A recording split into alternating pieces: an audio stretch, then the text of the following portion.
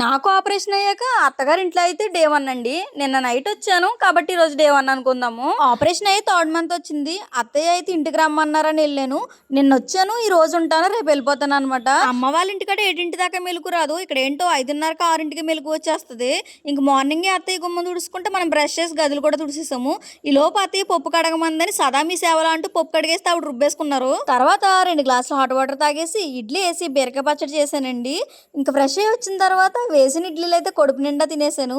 ఈ లోపు మా అత్తగారు అయితే తన పూజా కార్యక్రమం అయితే మొదలు పెట్టారు. డాక్టర్ అయితే 6 మంత్స్ వరకు హెవీ పనులు ఏమి చేయొద్దు అన్నారండి.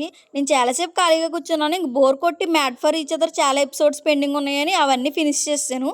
ఈ లోపు అయితే మా ఆడబడుచు గారు వచ్చారు. ఆవిడైతే ఊళ్ళో పెళ్ళి ఉందని వచ్చారు. ఇంక మా ఇంటికి వచ్చి రెడీ అయిపోయి ఆవిడ వెళ్ళిపోయారు భోజనానికి. మా అత్తగారు చాలాసేపు కూర్చుని ఆవిడ కూడా భోజనానికి వెళ్ళిపోయారు. నాకైతే చాలా బోర్ కొట్టిందండి. మధ్యాహ్నం భోజనం చేసిన తర్వాత టీవీ చూడడమే, ఫోన్ చూడడమే పెద్ద పని కింద ఉంది. ఇంకా అలా ఈవినింగ్ అయింది. నేనైతే బువ్వ తినేసి మా అత్తగారు ఇచ్చిన పెరుగు తాగేసి ఇంకా బొజ్జున్నానండి.